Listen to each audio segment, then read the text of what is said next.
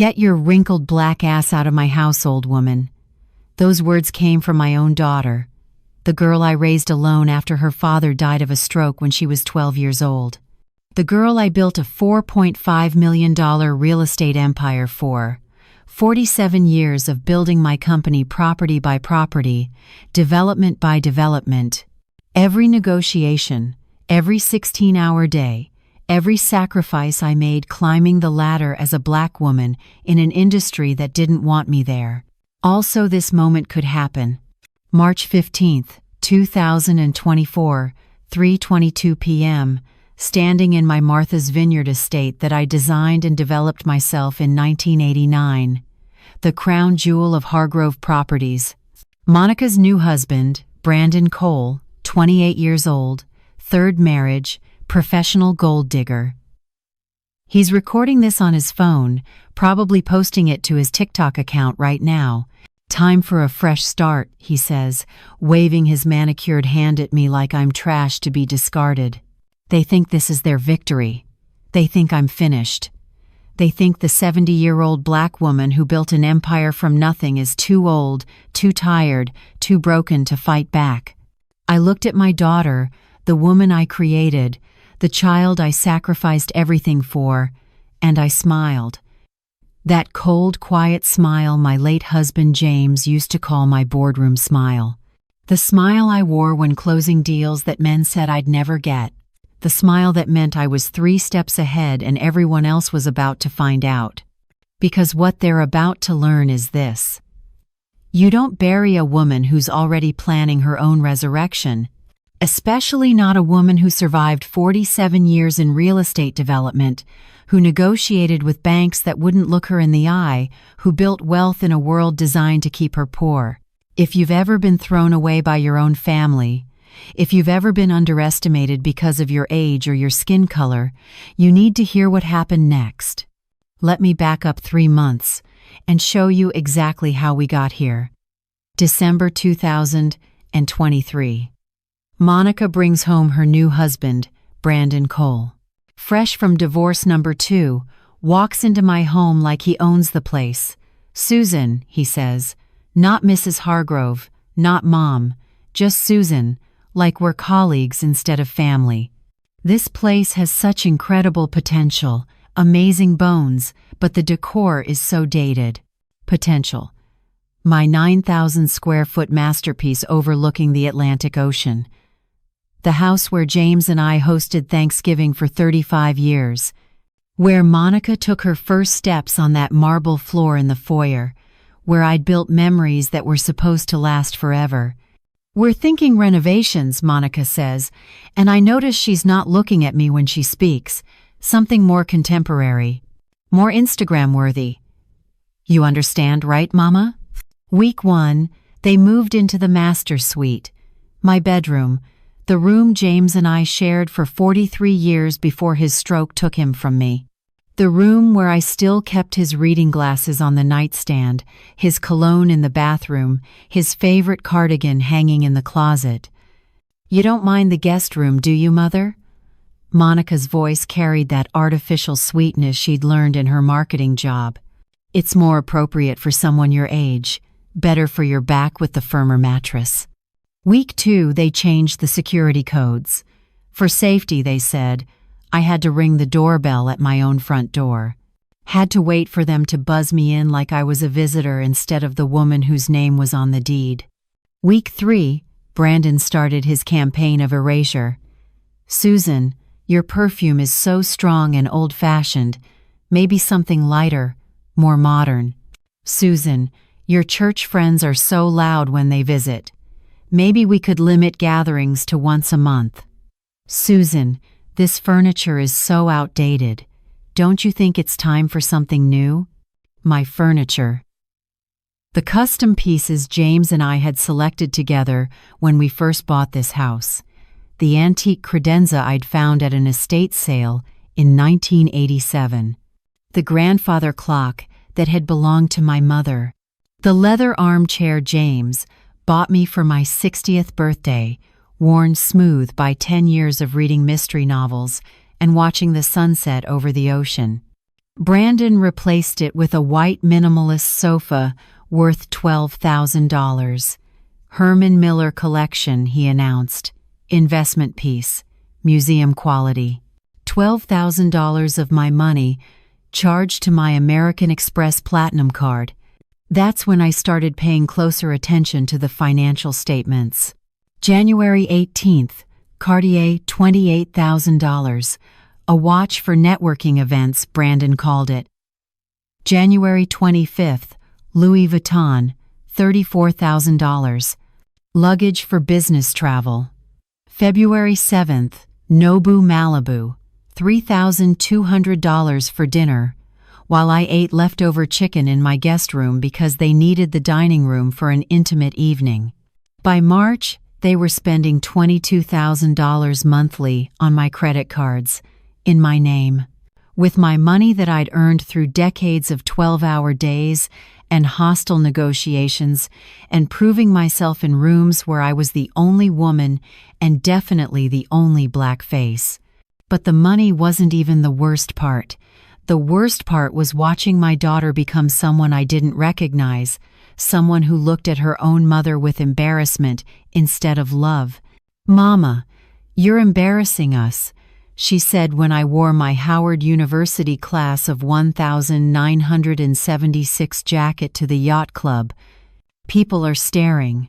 They were staring because that jacket represented something. First-generation college graduate. Business degree earned while working 2 jobs. The foundation of everything I'd built. "Mama, your stories about starting the company, they're kind of boring," she said when I was talking to her friends about developing my first property. "Nobody cares about old real estate deals anymore. Nobody cares about real estate deals." The industry that paid for her private school education, that sent her to Columbia University, that bought her first apartment in Manhattan, that built the very house she was stealing from me. "Susan," Brandon said one evening in February, his voice dripping with false concern, "we've been thinking, this house is really too much for one person to manage." One person. As if I'd already been erased. As if James and I hadn't filled this house with life and love and family for decades. "What are you suggesting?" I asked, though I already knew where this was going. "Well, my parents are looking for a property in Martha's Vineyard.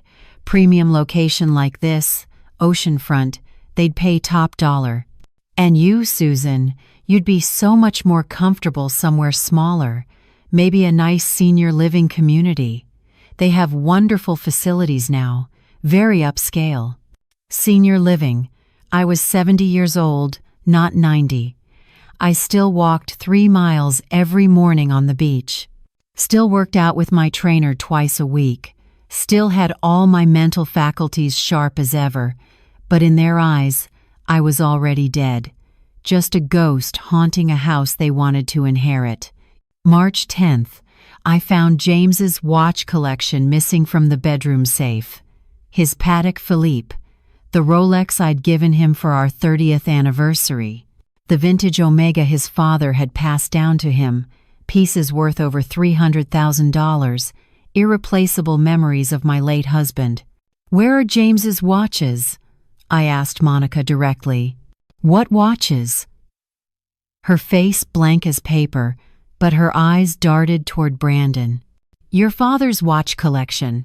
From the bedroom safe. Mama, maybe you're confused. Maybe you moved them somewhere and forgot. You know how it is at your age. Memory gets fuzzy. Memory gets fuzzy, as if I'd forget $300,000 in watches, as if I'd forget my husband's most treasured possessions. That's what they wanted me to believe, that I was getting old, losing my mind, becoming the confused elderly woman who couldn't be trusted with her own memories. But here's what they didn't know about Susan Hargrove. I'd been keeping receipts my entire life. Every contract, every purchase, every transaction. 47 years building a business in an industry that wanted to cheat me at every turn taught me one essential lesson. Always have proof. Always document everything. March 12th, I started recording our conversations on my iPhone, the same phone they thought I was too old to use properly. March 13th, I found James's watches on Brandon's Instagram. He was wearing my dead husband's Patek Philippe in a photo at some charity gala. The caption read, "Feeling blessed in vintage luxury. Inherited style. Old money aesthetics. Inherited." These weren't family heirlooms passed down through generations of his family. These were my husband's treasures, stolen from my home, worn by the man who was systematically erasing me from my own life. That night, I lay in the guest room, my own guest room in my own house, and made a decision. I wasn't going to fade away quietly into some senior facility. I wasn't going to let them erase 47 years of building something from nothing. I was going to fight back with every weapon I had. But first, I needed to understand exactly what I was fighting against. I needed to know the full scope of their plan, and what I discovered would change everything. March 14th, 11:52 p.m. I couldn't sleep. The guest room mattress, the cheap one they'd bought to replace my custom king size, felt like lying on cardboard. Through the thin walls, I could hear voices from the master suite, Monica and Brandon talking in what used to be my bedroom, in the space where James and I had shared our lives. I pressed my ear against the wall, something I never thought I'd have to do in my own home. "The timeline needs to move faster," Brandon was saying. "The old woman could live another 15 years. My mother made it to 93. Old woman. Their term of endearment for me. The woman who'd given Monica everything." "I know, but we have to be careful," Monica replied. "People will ask questions. Mama's well known in the community. She has friends, business associates. Not if we're smart about it." Brandon's voice carried that smooth confidence of someone who'd done this before. "Look at my previous situations. Margaret lasted 8 months after the wedding. Stephen made it 10, natural causes both times. Insurance paid out clean. Margaret and Stephen, Brandon's first 2 spouses, previous situations, my blood turned to ice in my veins. The insurance policy is in place," he continued. $2.7 million, triple indemnity if it's accidental. Accidental death pays $8.1 million total. I grabbed my phone with shaking hands and started the voice recorder. Let them condemn themselves with their own words. "How do you know this will work?" Monica asked, and my heart shattered hearing my daughter's voice asking how to kill me. "Sweetheart, I've done this twice before. Elderly people have heart attacks. They fall downstairs. They have medication errors. Nobody investigates a 70-year-old black woman dying of natural causes. Sad but expected. Nobody investigates a 70-year-old black woman. He was counting on racism and ageism to cover his murder. Counting on the world's tendency to overlook deaths of elderly black women as simply the natural order of things." "What about the house?" Monica asked. "Already handled. The deed transfer paperwork is ready. Once she's gone, everything passes to you as sole heir. Then you sign it over to my family trust. Clean, simple, legal. And if someone gets suspicious, who's going to investigate?" "She's 70. She's been acting confused lately, forgetting things. Everyone will think it was just her time." Acting confused. The gaslighting hadn't been random cruelty. It had been preparation, building the narrative for my death, making everyone believe I was declining mentally so when I died, nobody would question it. "When do we do it?" Monica asked. "Soon. I've been researching methods. Something that mimics a stroke, just like her husband. Poetic, really. Untraceable after 48 hours. I almost dropped my phone. My own daughter was planning to kill me the same way her father died, using James's death as a blueprint for mine. "Brandon, I don't know if I can actually." "You can and you will. Do you want to keep living in this house, Or do you want to go back to your studio apartment in Brooklyn? Because that's your choice, baby. Multimillionaire or struggling marketing consultant living paycheck to paycheck, what's it going to be? Silence stretched for what felt like hours. Then Monica's voice, barely a whisper. Okay. Let's do it. I sat there in the dark, recording 27 minutes of conversation. Every detail of their plan to murder me. Every casual discussion of how to make it look natural. Every calculation of how much my death was worth to them.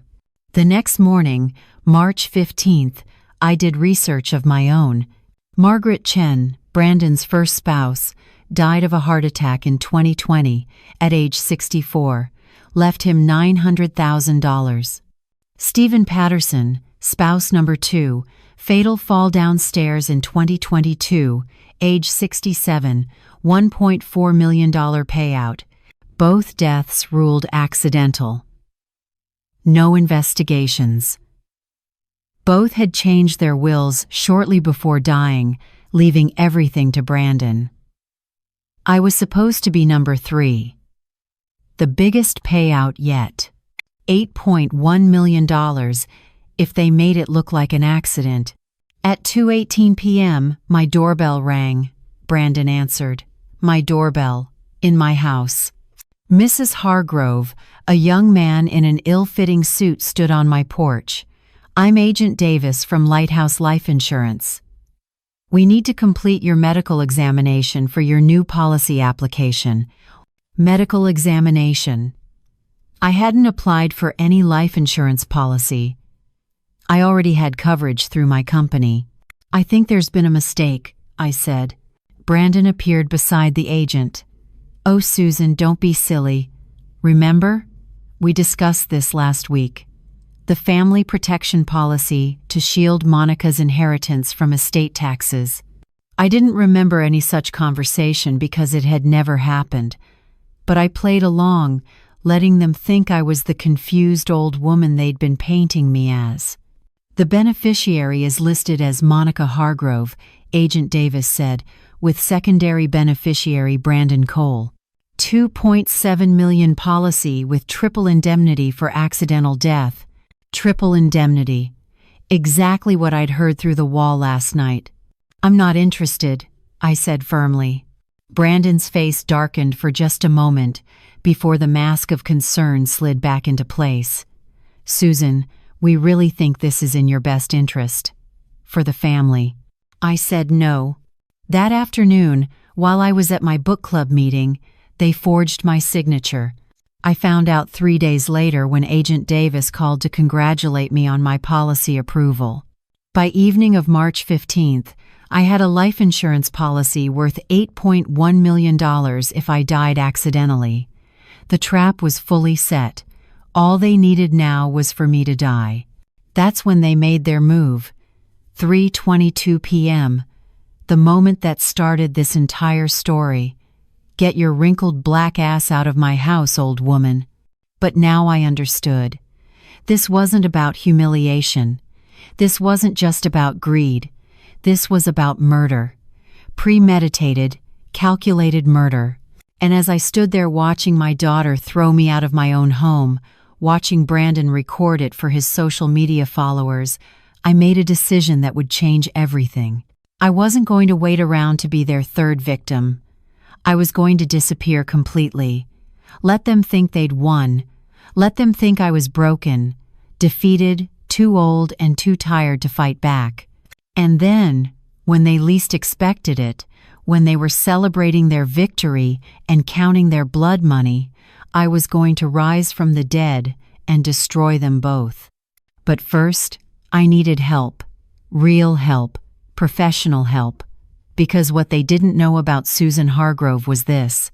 When you spend 47 years building a real estate empire as a black woman, you meet a lot of people. Police officers, detectives, lawyers, judges, people who understand justice, people who know how to catch killers. March 15th, 6:45 p.m.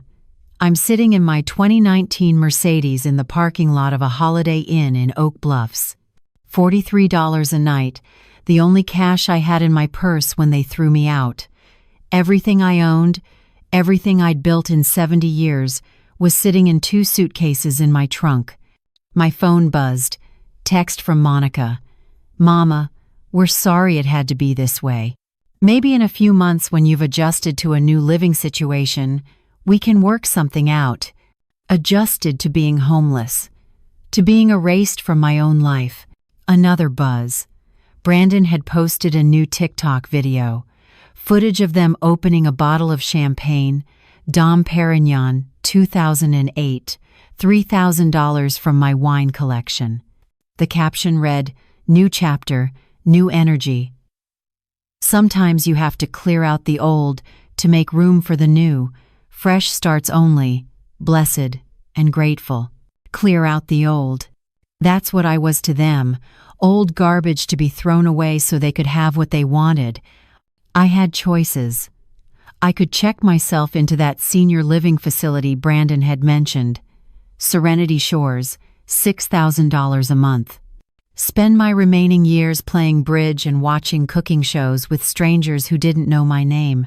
I could hire lawyers, fight them in court, spend 3 years and $500,000 proving I was mentally competent while they continued spending my money and planning my funeral.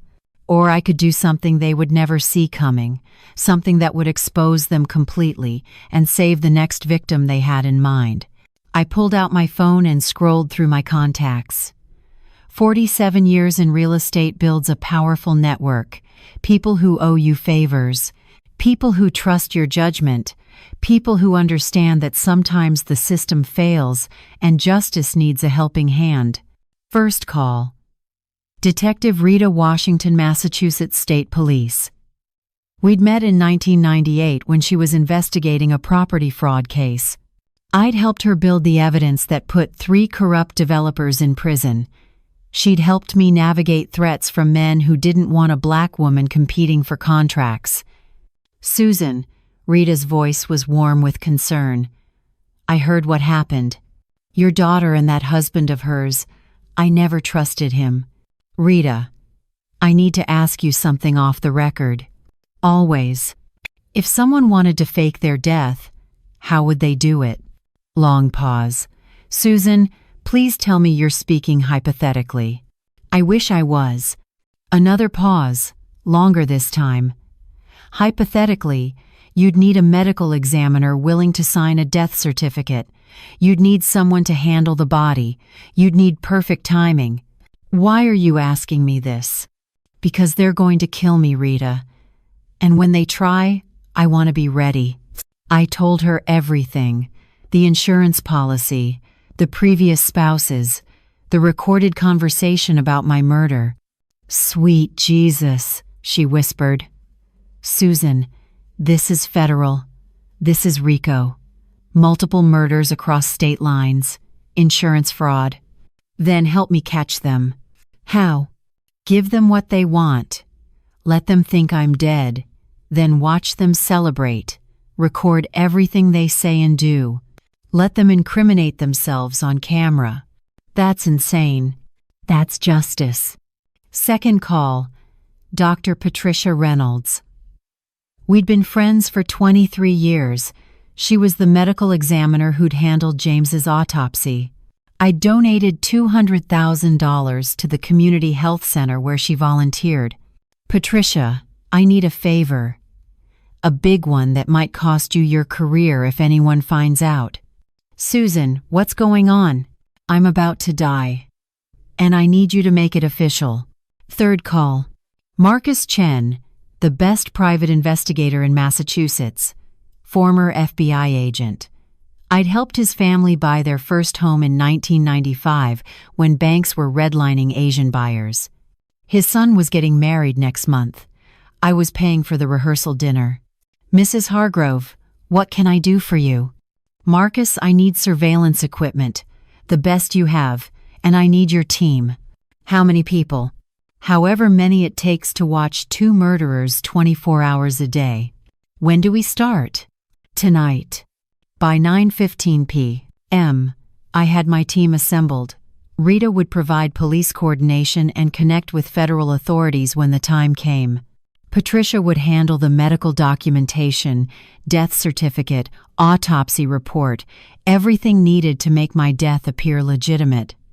Marcus would run surveillance and evidence gathering, and I would be the bait. The supposedly helpless 70-year-old black woman who nobody would miss. The woman the system would overlook because elderly black women die every day and nobody investigates. The plan was dangerous, probably illegal, and absolutely necessary, because if I didn't stop them now, they'd keep killing. They'd find victim number 4, then 5, then 6. They'd keep going until someone stopped them. I thought about James, what he would say if he could see me now. "Susan," he'd say in that gentle voice, "you never could stand by while people got hurt. You've always been a fighter." He was right. In 47 years of marriage, I'd never backed down from injustice, never walked away when someone needed help, never let bullies win. I wasn't about to start now. At 11:20 p.m., I sent Monica one final text. "I'm sorry for everything. I just want you to be happy. I love you, sweetheart." Let her think I was broken. Let her think I'd accepted defeat. Let her think her old mother had given up. March 16th, 5:15 a.m., Marcus's surveillance van is parked 4 blocks from my house. Former house. Whatever I should call it now. Inside, the van looks like something from a spy movie. 52 micro cameras, each smaller than a button. Audio equipment that can pick up whispers through walls. Digital recording systems with cloud backup and timestamps on everything. "Mrs. Hargrove," Marcus says, "are you absolutely certain about this plan? Once we start, there's no going back. You'll be legally dead. Your bank account's frozen. Your assets in probate. Everything you built will be temporarily out of your control. I'm watching my daughter and her husband through a telephoto lens. They're in my kitchen, making breakfast with food from my refrigerator, paid for with my money." Monica is laughing at something Brandon said, completely carefree. Like throwing her mother out meant nothing. "I'm certain," I tell Marcus, "because if I don't stop them now, they'll kill someone else's mother next." Marcus nods and pulls out a silver briefcase. 52 cameras, kitchen, living room, bedrooms, bathrooms, garage, every entrance and exit. Motion activated, night vision, crystal clear audio. The question is, how do we install them without being detected? Leave that to me. I still know a few tricks. 9:47 a.m. Marcus's installation team arrives at the house disguised as technicians from Elite Home Services. Brandon loves showing off their beautiful home on social media, so when the premium home maintenance company shows up for their quarterly inspection, he doesn't question it. He's too busy filming himself for his Instagram stories. The team plants cameras everywhere. Behind family photos, inside smoke detectors, under furniture. In light fixtures, every corner of my house is now under surveillance. By noon, we have eyes and ears on everything. The first test came at 1:33 p.m. Monica and Brandon are in the master bedroom, my bedroom, counting cash. Large bills spread across my bed like it's a drug deal. "How much did you get?" Brandon asks. $42,000, Monica says, from Mama's safe deposit box.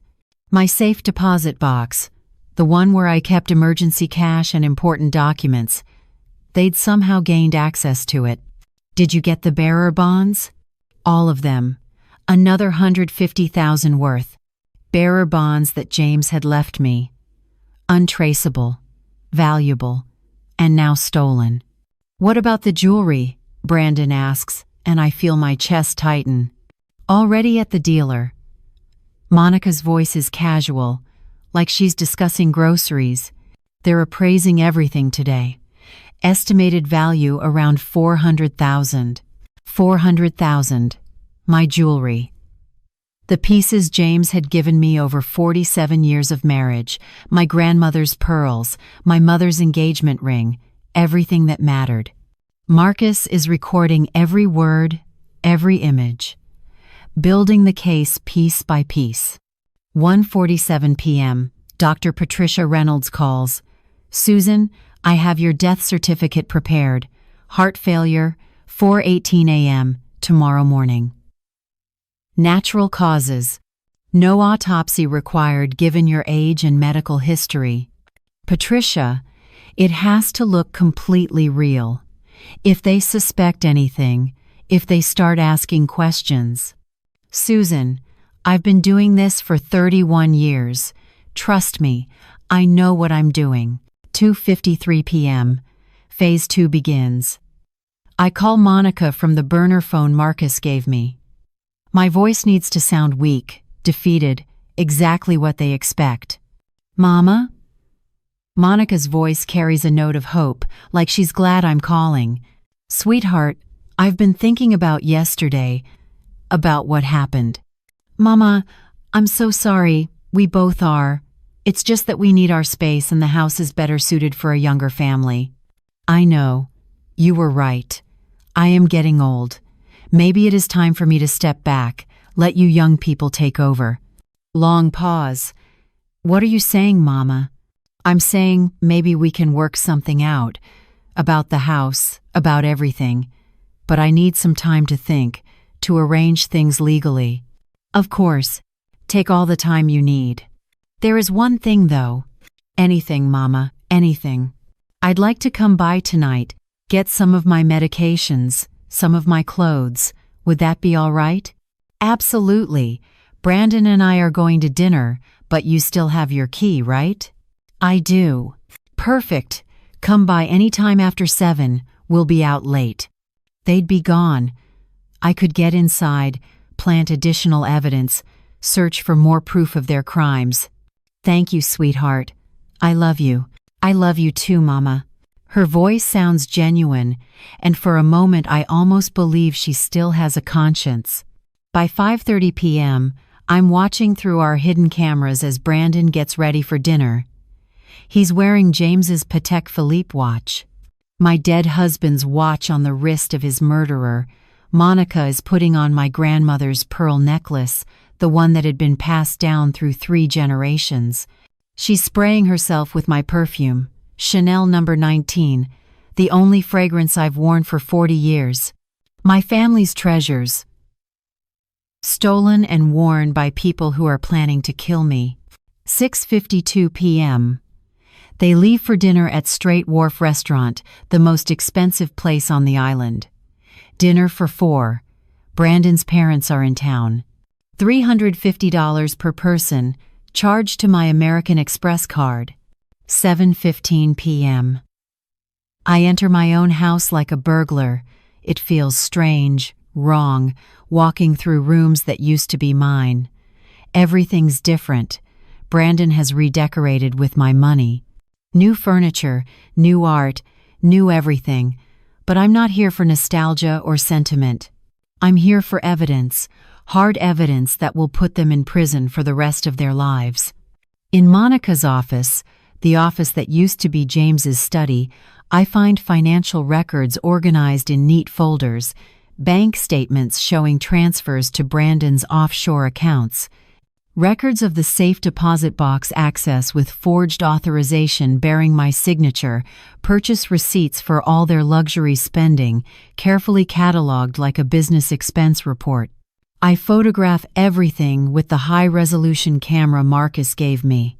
Every page, every receipt, every document that proves their systematic theft. In Brandon's walk-in closet, the closet that used to hold James's clothes, I find shopping bags, dozens of them.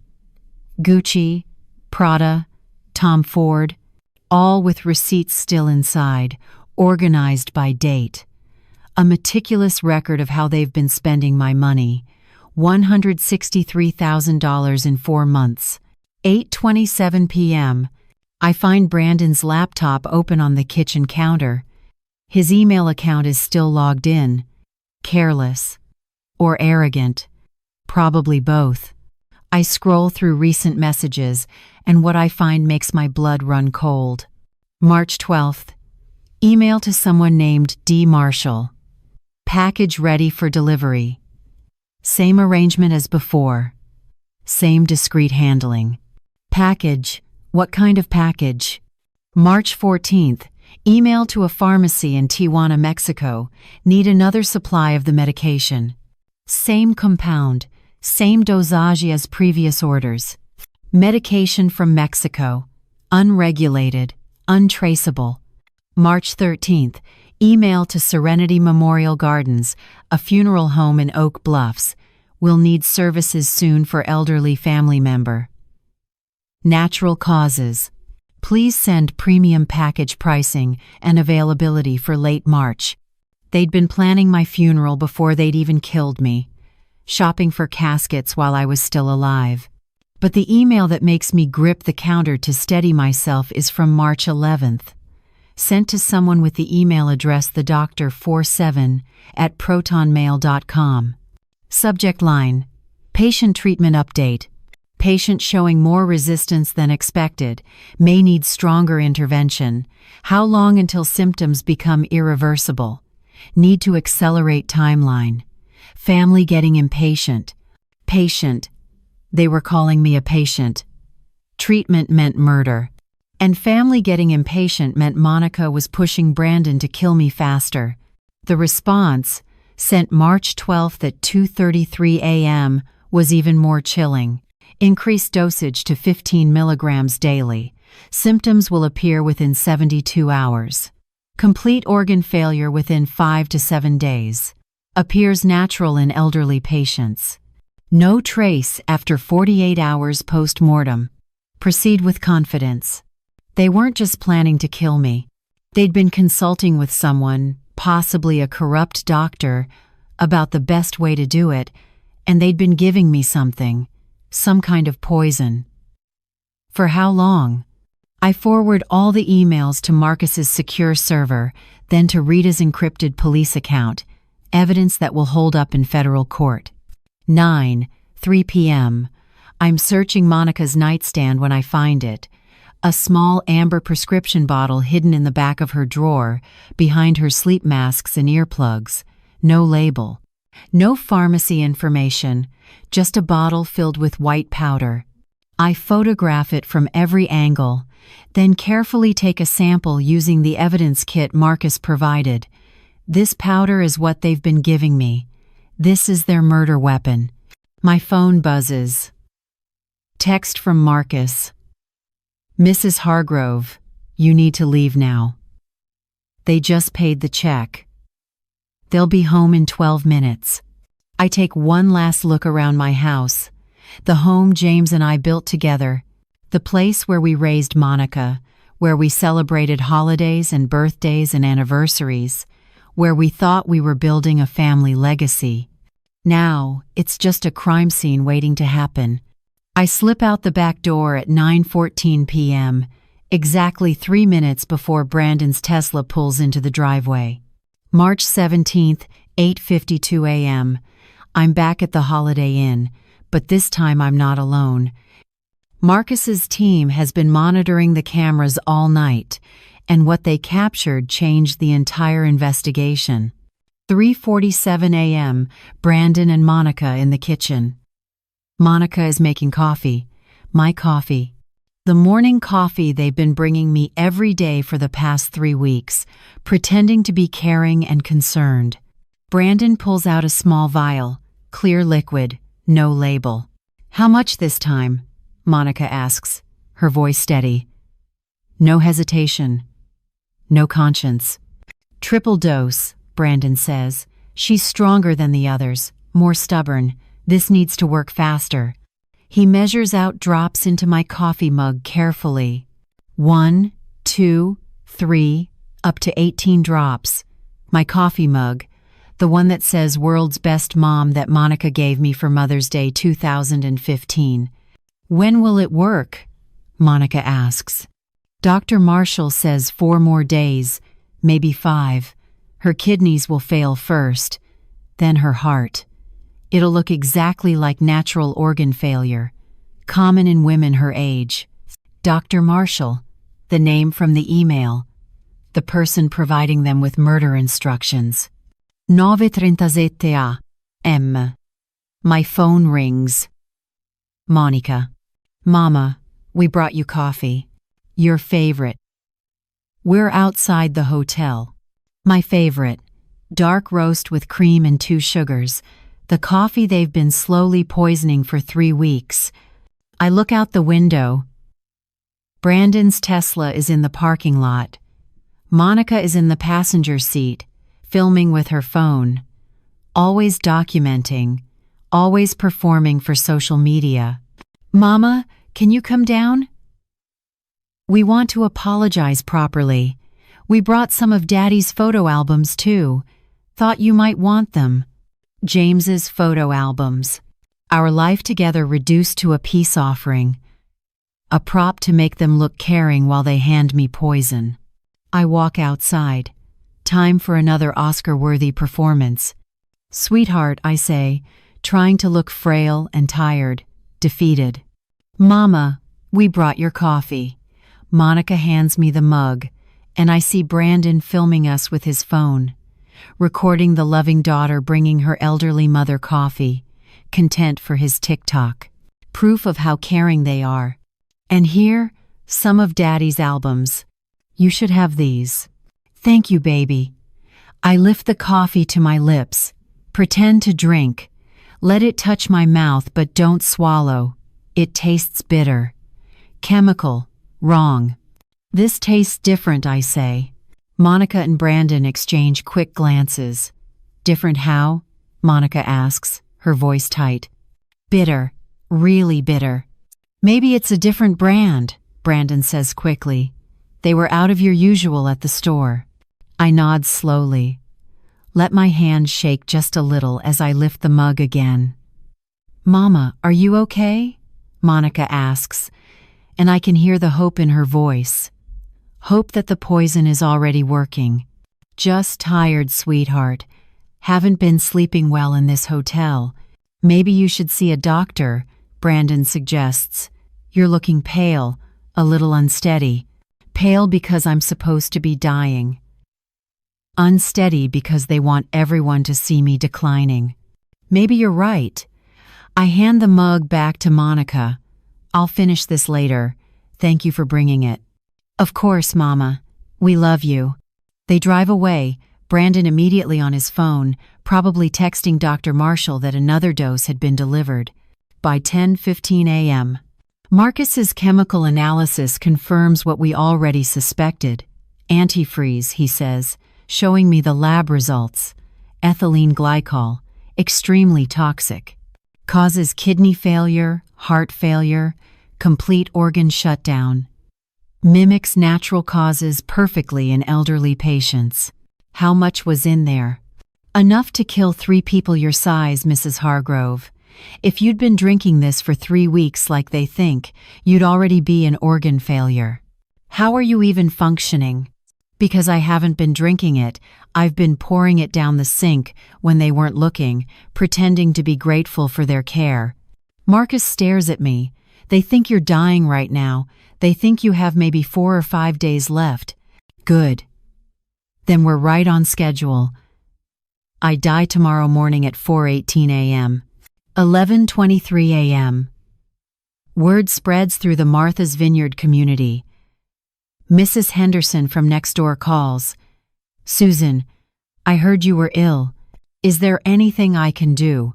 Meals, errands, anything? Reverend Phillips from First Baptist Church. Susan, Monica mentioned you might want to talk. Can I come visit? Dr. Patterson from the Vineyard Medical Center. Susan, I heard you haven't been feeling well. Would you like me to take a look? People who've known me for decades, genuinely concerned. And then there were the other calls. Richard Cole, Brandon's father. Mrs. Hargrove, I understand you're not feeling well. Brandon mentioned you might be interested in selling the property quickly. We'd be prepared to make a generous offer. Let you liquidate while you're still able to enjoy the proceeds. An offer on my house while I'm supposedly dying. The vultures, circling before I'm even dead. By 7:30 p.m., the narrative is set. Susan Hargrove, real estate developer and community pillar, is dying of organ failure. Her devoted daughter and son-in-law are caring for her in her final days. The story is perfect. The trap is ready. All that remains is for me to die. March 18th, 6:15 a.m., Brandon's TikTok video. Taking care of my mother-in-law during this difficult time. Family always comes first. Love and light. Prayer hands emoji. Heart emoji. The video shows him holding my hand, completely staged, completely fake, but his 83,000 followers eat it up. You're such a good man, Brandon. Your mother-in-law is blessed to have you. This is what real family looks like. Blessed to be poisoned by a serial killer. But Brandon is making a critical mistake. He can't help himself, can't resist the attention and validation. By noon, he's posted 12 more times. Photos of him preparing healthy meals for me. Videos of him organizing medications. Stories about sleepless nights caring for a difficult elderly woman. He's documenting his own crime, creating a digital trail of evidence that will destroy him.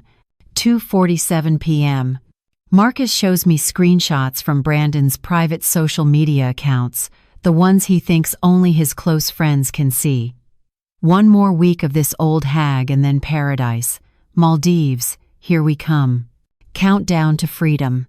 Another post from this morning.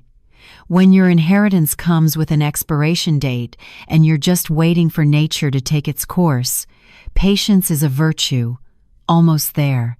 He's calling himself patient while committing murder. Joking about my death while actively causing it.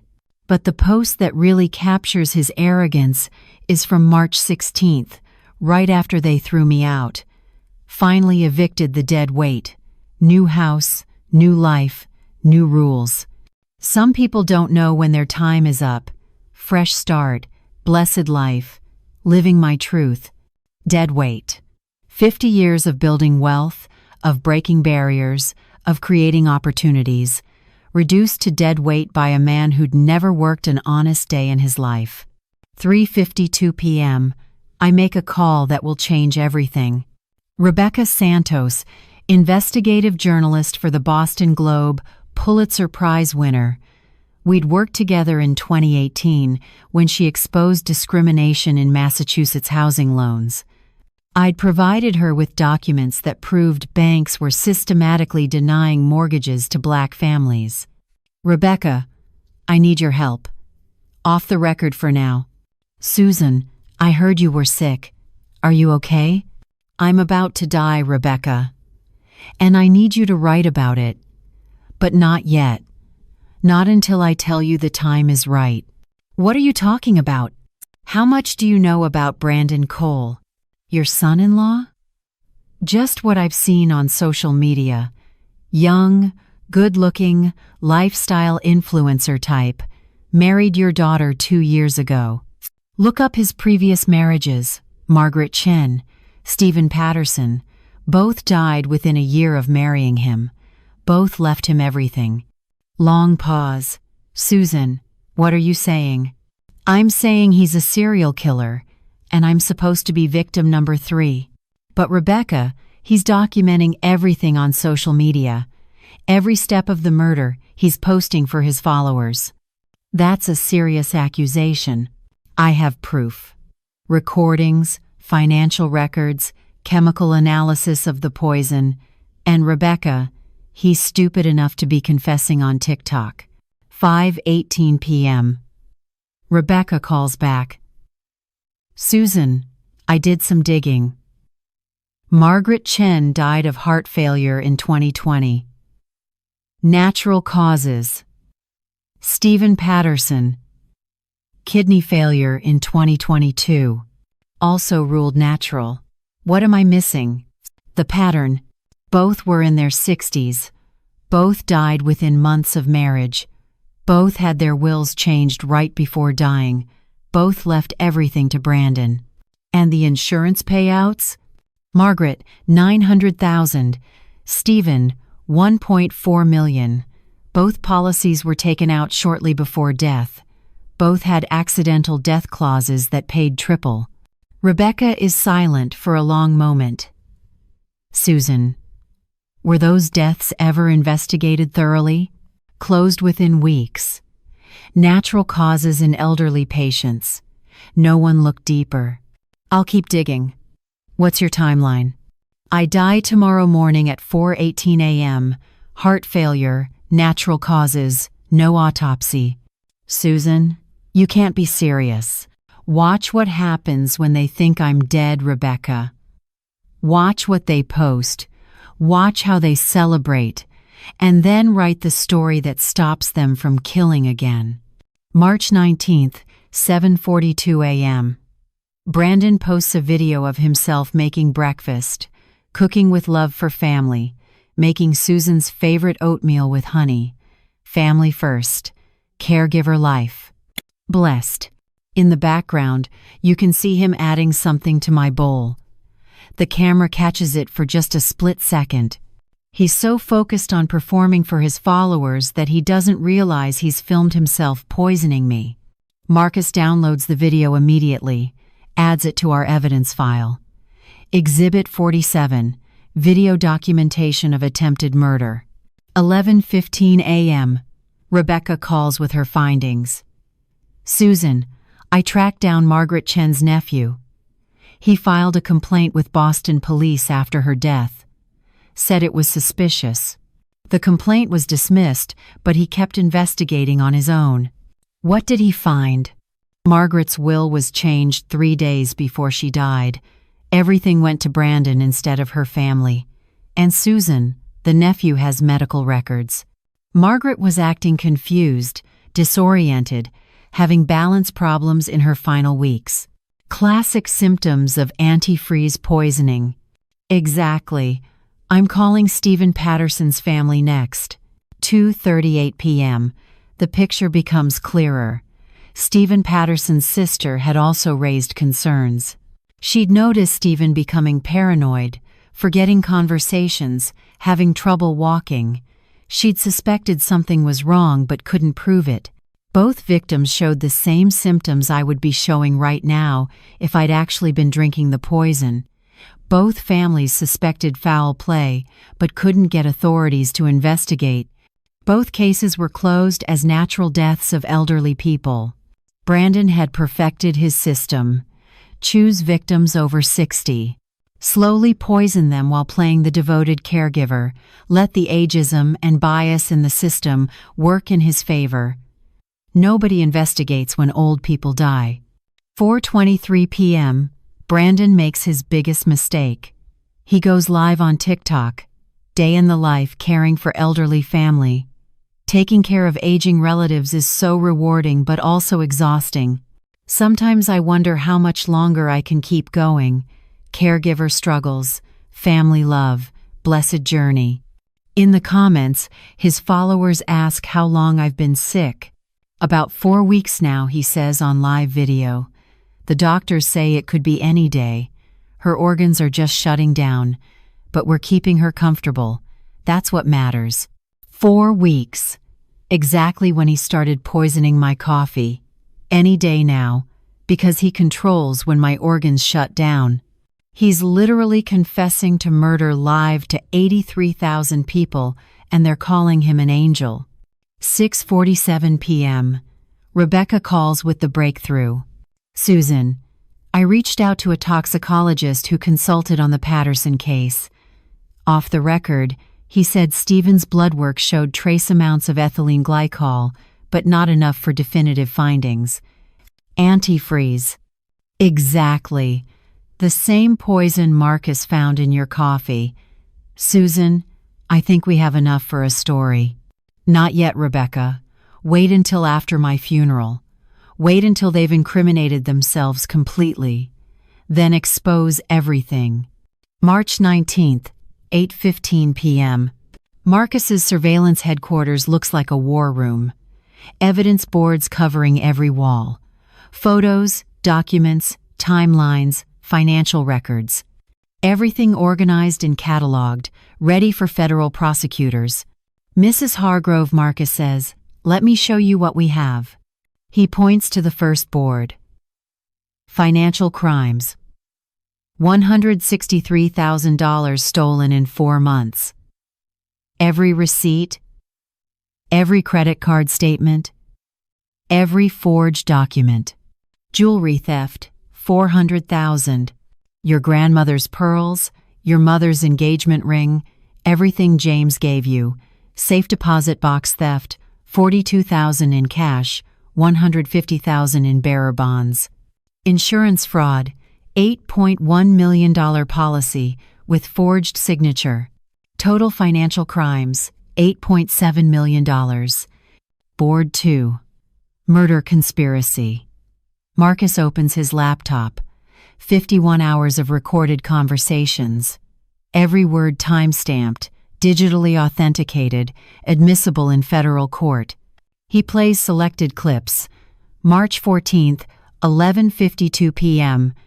The old woman could live another 15 years. Not if we're smart about it. March 16th, 1:33 p.m. How much this time? Triple dose. She's stronger than the others. March 17th, 3:47 a.m. 4 more days, maybe 5. Her kidneys will fail first. Board 3. Digital evidence. Brandon's social media posts. Screenshots from public and private accounts. Hundreds of them. His own words condemning him. 1 more week of this old hag, and then paradise. When your inheritance comes with an expiration date, finally evicted the dead weight. And the smoking gun.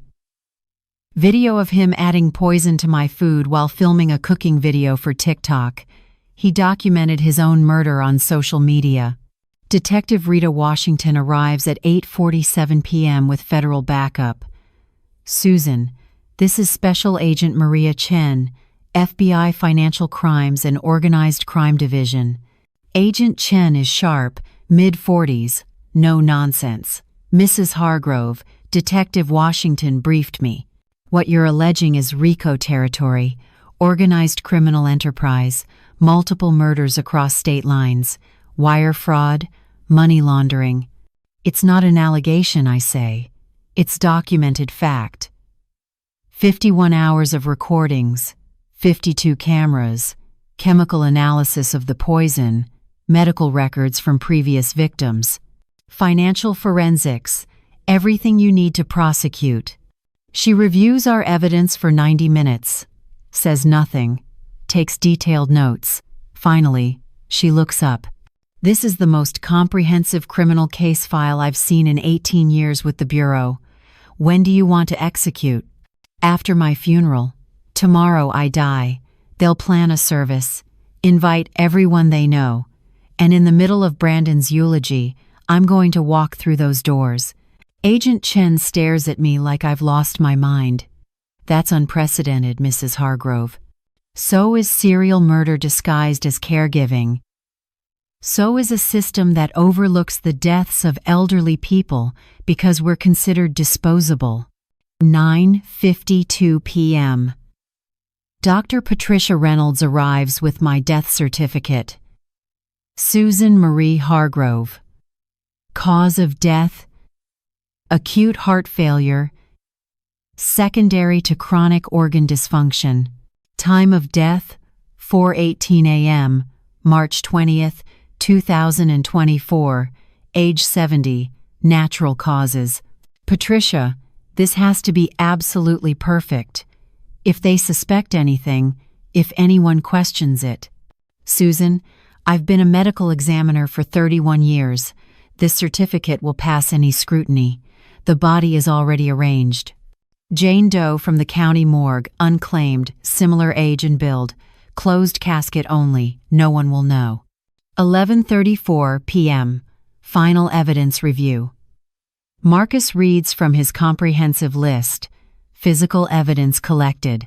Coffee mug with ethylene glycol residue, fingerprints confirmed on both Brandon and Monica. Poison vial from bedroom with DNA evidence. Forged insurance documents with handwriting analysis complete. Bank records showing systematic unauthorized transfers. Email correspondence with Dr. David Marshall, currently wanted by DEA for illegal prescription practices. Cell phone GPS data, placing Brandon at 3 different locations where antifreeze was purchased. Social media posts from private accounts, including direct confessions. Video evidence of poison being administered during live TikTok broadcast. 51 hours of audio recordings, all digitally authenticated. Financial forensics showing exact pattern match with previous victims. Agent Chen nods slowly. This is enough to put them away for life. Multiple life sentences without possibility of parole. Good, I say, because that's exactly what they deserve. And I want the world to see what happens when you prey on elderly people. When you think we're too old, too weak, too invisible to fight back. 11:47 p.m. Rita hands me a secure phone. Susan, this connects directly to our tactical team. The moment you're ready to reveal yourself, press 1. We'll have 32 agents positioned at the church. FBI, state police, local law enforcement. This will be the most witnessed arrest in Massachusetts history. Perfect. I want everyone to see. I want every person who thought I was just a confused old woman to witness what really happened. Midnight, March 20th, 2024. My last day alive. In 4 hours and 18 minutes, Susan Hargrove will die of heart failure. March 20th, 4:18 a.m. Susan Hargrove dies. Heart failure, organ dysfunction, natural causes. Dr. Patricia Reynolds pronounces death at 4:23 a.m. The death certificate is filed with the state by 5:47 a.m. 6:02 a.m. Monica calls 911, her voice breaking with manufactured grief. My mother, she's gone. I found her this morning. Her heart just stopped. Please, you have to come. Brandon's voice in the background, equally convincing. Susan, no, we loved her so much. She was everything to us. Everything to us. The woman they'd been slowly poisoning for 4 weeks. By 8:30 a.m., news spreads through Martha's Vineyard. Susan Hargrove, pioneering black real estate developer, dead at 70, heart failure, survived by her devoted daughter Monica and loving son-in-law Brandon. A pillar of the community, gone too soon. 9:23 a.m. Brandon posts his tribute on TikTok. Heartbroken beyond words. Mama Susan passed peacefully this morning. She was the strongest, most generous woman I've ever known. Thank you for welcoming me into your family. I promise to honor your legacy and take care of Monica forever. Rest in paradise, Mama. Family first. Gone, but never forgotten. Forever in our hearts. The comments flood in within minutes. So sorry for your loss, Brandon. You took such good care of her. She was so lucky to have you both. What an angel you are. This is what real love looks like. Took good care of her by poisoning her coffee every morning for a month. 12:47 p.m. Through Marcus's cameras, I watch them celebrate in my bedroom. They're drinking champagne. Veuve Clicquot La Grande Dame, $470 a bottle from my collection. Monica is sprawled across my bed, Brandon beside her, both of them giddy with success. We actually did it, Monica says, raising her glass. I can't believe she's really gone. I told you it would work, Brandon says, same as the others. Natural causes, no investigation, no questions. When do we get the money? Insurance pays out in 10 days. House goes through probate, but I already have the deed transfer ready. Your signature, then mine, then it goes to my family's LLC, clean and untraceable. What about her friends? Her business associates? Won't someone ask questions? Brandon laughs. Baby, she was 70 years old with organ failure. Nobody investigates when old black women die. That's what makes this so perfect. The system doesn't care about people like her. The system doesn't care about people like her. His words captured on camera, preserved forever as evidence of his contempt and his crimes. 2:15 p.m. Funeral arrangements at Grace Episcopal Church. The church where James and I were married in 1977, where Monica was baptized, where we celebrated every Easter and Christmas for 47 years. Brandon insists on the premium package. $52,000 for the casket, $31,000 for flowers, $18,000 for catering. Mama Susan deserves only the best, he tells the funeral director. Money is no object. She would have wanted this. Money is no object because it's my money, and I never wanted any of this. 3:47 p.m. The guest list grows to 350 people. Business associates from 4 decades in real estate, church members, neighbors, city council members, the mayor, half of Martha's Vineyard's black professional community, and every single one of them will witness what happens next. 5:03 p.m. Brandon's parents arrive from Connecticut, Richard and Patricia Cole. I'd researched them thoroughly. Real estate investors, net worth $38 million. Brandon's enablers and partners in crime. Darling, Patricia says to Brandon, you handled this perfectly. Very clean, very professional. Handled this. Like my death was a business transaction to be managed efficiently. The house papers are ready for signature tomorrow, Richard says. Once it's in the family LLC, we can develop the entire property. Tear down the old structure, build something contemporary. Maximize the ocean view potential. Tear down my house. The house James and I built.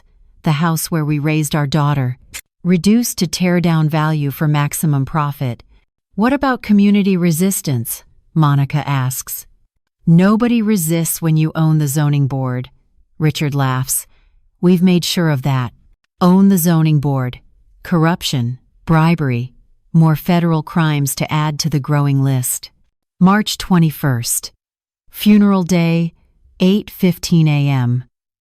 Final preparations at Grace Episcopal Church. The sanctuary looks beautiful. White roses everywhere. Brandon's touch. James would have hated it. He always loved yellow roses. My favorite. My casket sits at the front of the altar. Mahogany with gold handles. Closed casket, just as Patricia arranged. Inside lies Jane Doe, age 68, similar build. Close enough to pass if anyone asks questions, but no one will. No one looks closely at dead old black women. 9:47 a.m. I take position in Marcus's surveillance van across from the church. 32 law enforcement agents positioned around the building. Agent Chen inside posing as a mourner. Rita in the front pew with her wife. Everything ready. 11:17 a.m. Guests arrive. 350 people filing into Grace Episcopal. Business partners from 4 decades. Neighbors who became friends. Church members who watched Monica grow up. And there, greeting everyone at the entrance like gracious hosts, are Monica and Brandon. Brandon wearing my husband's Rolex. Monica wearing my grandmother's pearls. Both of them smiling, accepting condolences, playing their roles perfectly. 11:45 a.m. The service begins. Reverend Phillips starts with prayer. Then Mayor Rodriguez speaks about my community contributions. Then my business partner Janet discusses our 42-year friendship.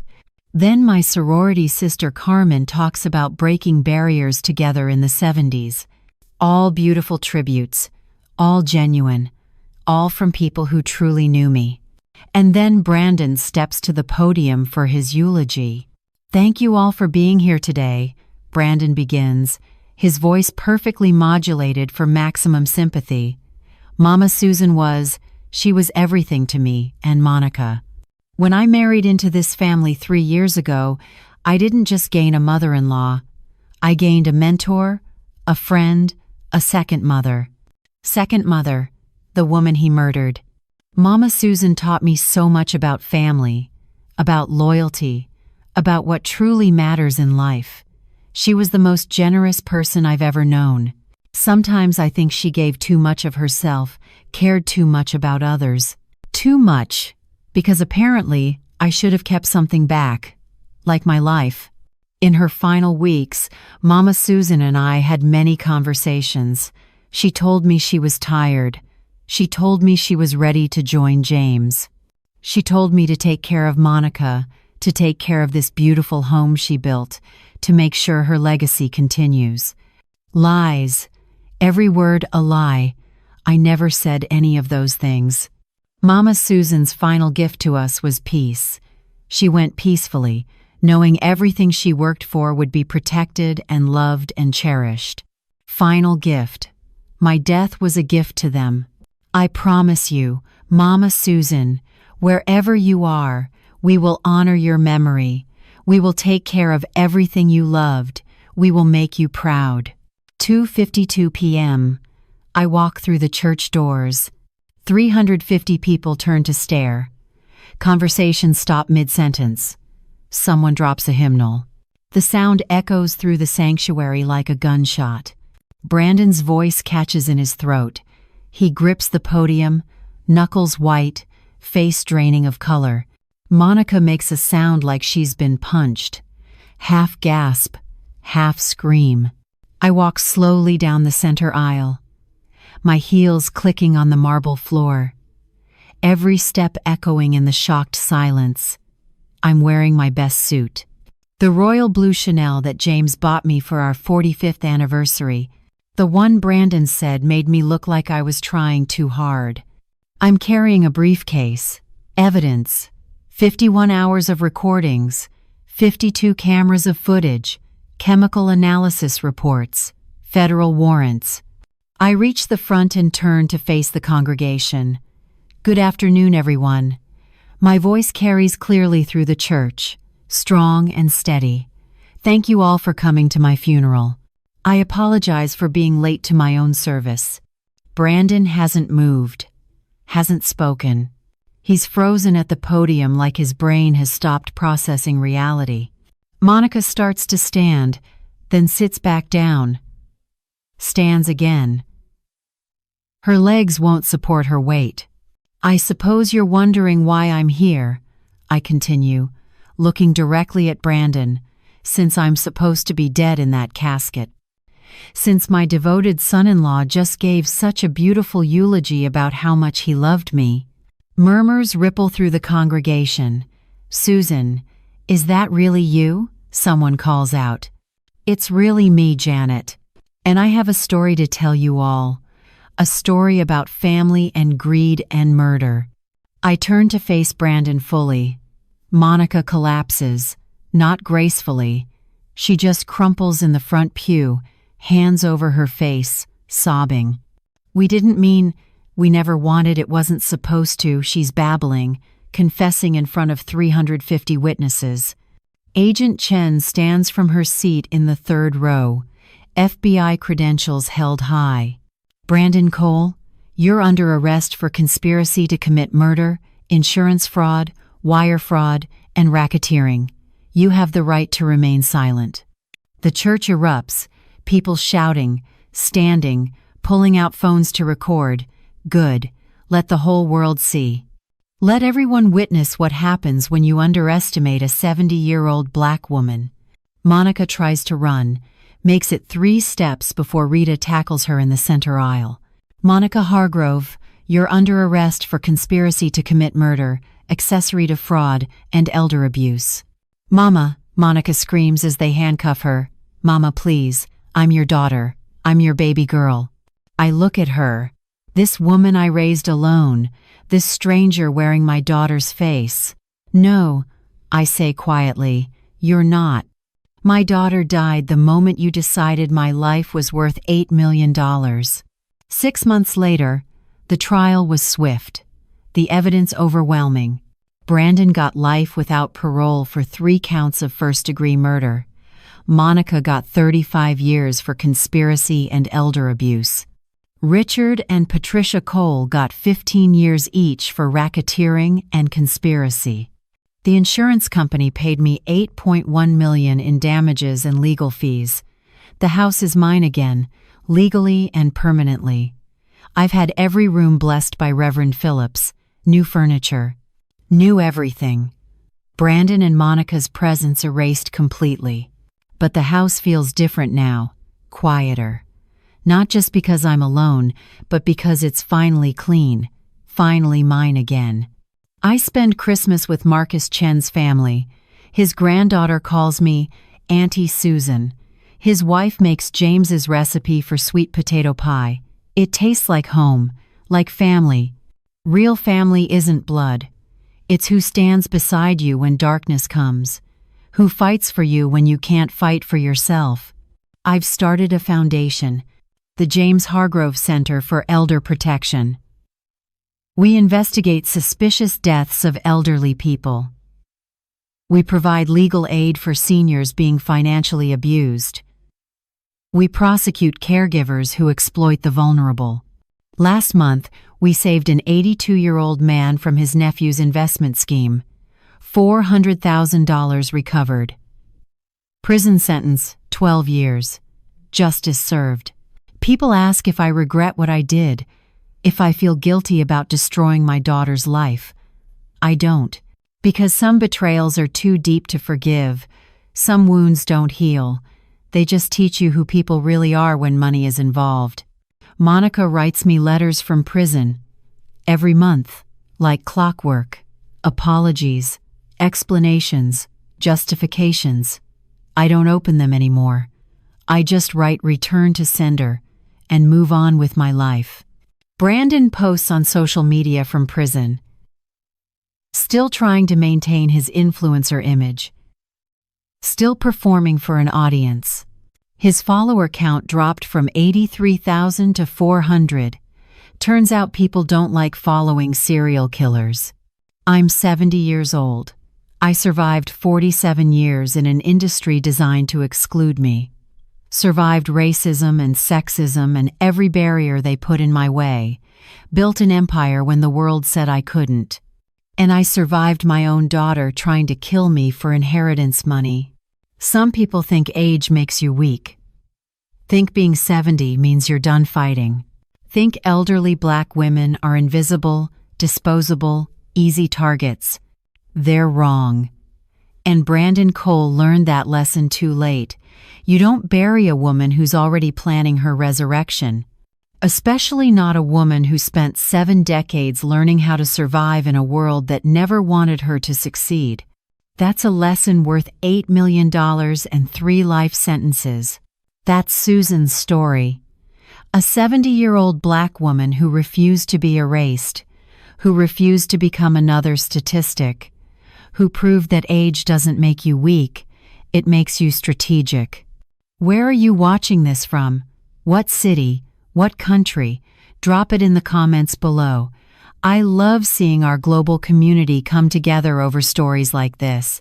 Hit that like button if this story gave you chills. Share it if you know someone who's ever been underestimated because of their age. And subscribe for more true stories about justice, family betrayal, and never giving up no matter how old you are. And here's the most important question. Do you think elderly people are taken seriously enough when they report abuse? Drop a comment with your honest thoughts.